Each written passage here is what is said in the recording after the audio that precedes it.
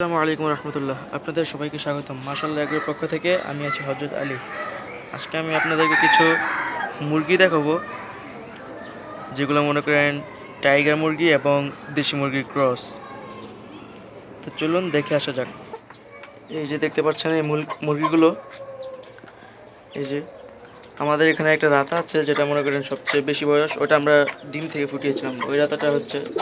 ওই রাতাটা পরে দেখাই। আগে এই যে দেখেন, এই রাতাটা অনেক সুন্দর। এবং এই যে এখানে একটা মোরগ একটা মুরগি। এবার চলুন তাহলে সেই রাতাটা দেখে আসা যাক।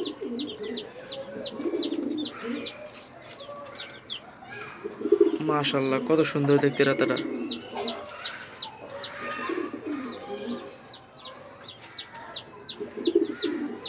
আজকের মতো এই পর্যন্তই। আসসালামু আলাইকুম রহমতুল্লাহ।